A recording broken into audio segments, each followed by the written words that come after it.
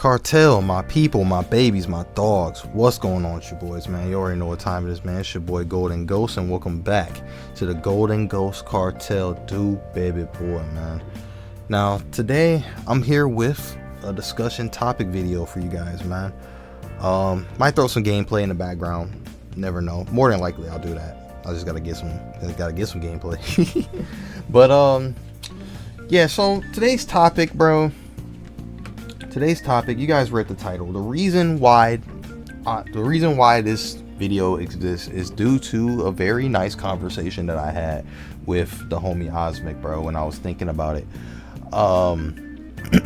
So this stems from an initial tweet that says, fighting games are cool because you only need 4 to 5 friends who hate losing to each other at all costs to accidentally create a world-class scene. And Osmic replied saying, so to build a scene, you have to take losses personally instead of being chill about it. That doesn't sound right. I thought I had a healthy mentality about losing. Then he said the last thing he want to be is a second. I'm not going to say that name on my platform because I really don't want to draw the attention of that motherfucker, because that's a can of worms I just do not care to open, bro. For the sake of this video, let's just say he doesn't want to be like certain content creators that take losses too personally and stuff like that. So I responded. I said I do not think that he meant it in that sort of way. The way that certain content creators take losing and stuff, where instead of reflecting on themselves and blaming themselves and figure out how to get better, they blame everything else. They blame the players, they blame the game, they blame lag, they blame it on everything except for themselves. Those are the type of people who will never improve. Those are the type of people who will never strive to get better. Those are the people who would never even care to make a scene. The type of people who will sit there and blame everything but themselves and blame everything but get better, they will stagnate and they will grow to resent them other 4 to 5 friends who are trying to get better than each other. You know, the way, and this doesn't even apply to just fighting games, this applies to everything, bro. You have to almost think of it like how Michael Jordan was for basketball, bro. The way people's mentality, or the way people think when they have a desire and a want to be the best, is, in a way, it's like negative traits. It's like negative traits in a human, but applied in a positive way. Like I said, look at Michael Jordan with basketball. Michael Jordan wasn't the best because he cared about other players. He cared about his teammates enough so that way he could win. Players who want to strive to be the best, whether it's consciously or subconsciously, they inherit these negative aspects of people into themselves, but apply it into bettering themselves. Let me give you a few examples. Do you think people who win at Evo aren't deceptive in some sort of way? You have to be deceptive if you plan to mix people up in fighting games. If you're playing a fighting game and you're not mixing somebody up, you're not being deceptive, you're being predictable. You have to be selfish.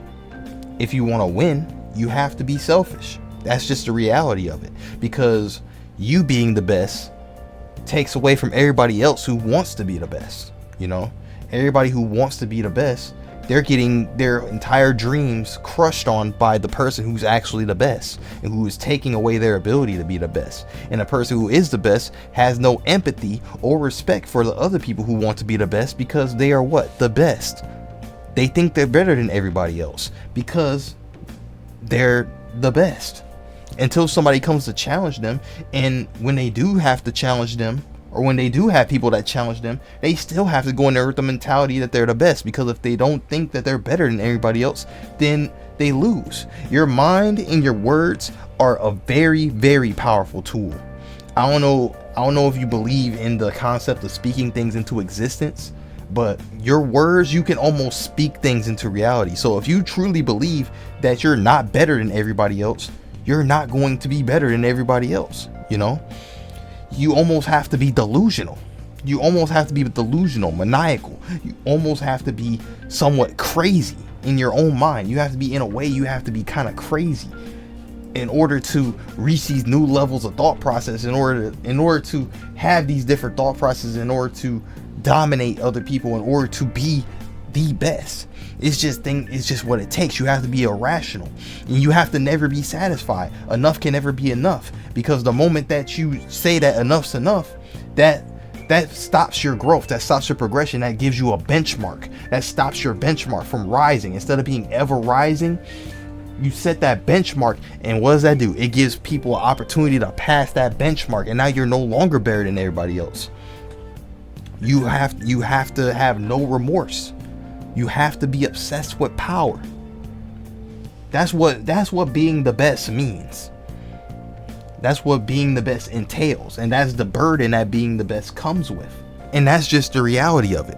Now, does having those traits make you inherently a bad person? No, not really. Not at all. It's not the negative traits themselves that make you a bad person or a good person. It's how these traits are applied. It's just like intrusive thoughts.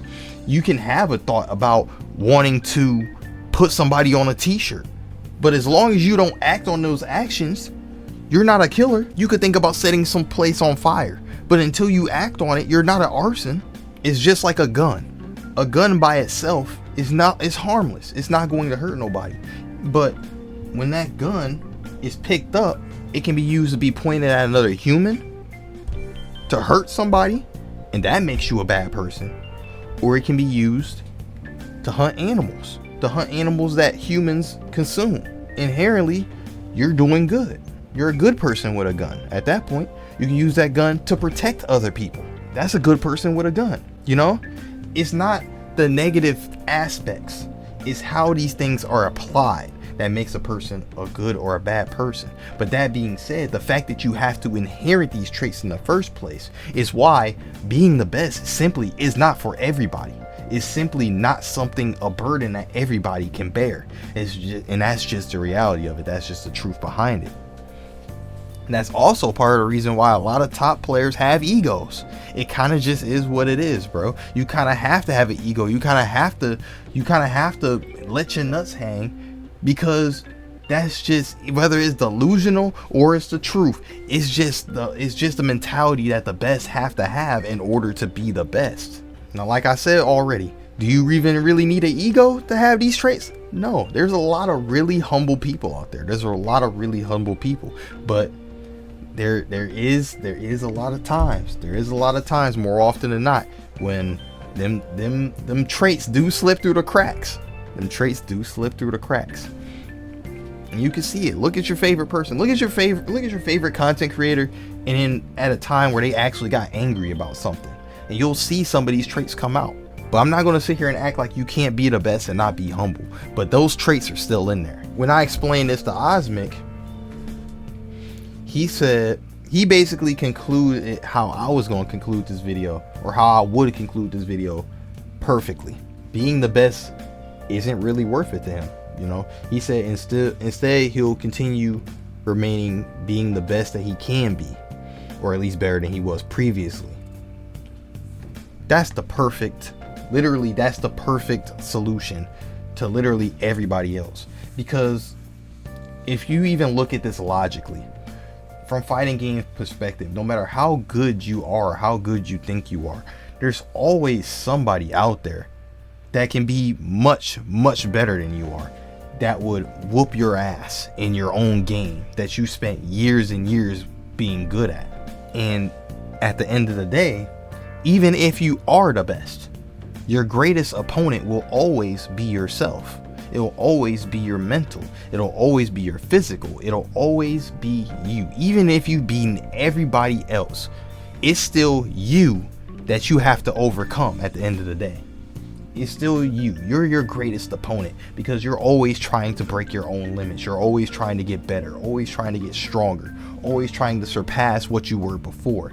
So as long as players focus on that, being the best, I won't say being the best doesn't matter, because being the best does matter to some people. Shoot, it might mean a lot to a lot of people. But to those who don't, it might not have a reason to go for the best. Bettering yourself just might be more worth it to you anyway. And I think that's where I'm going to leave it at, man. Get in the comment box. Let me know how you guys feeling about this, man.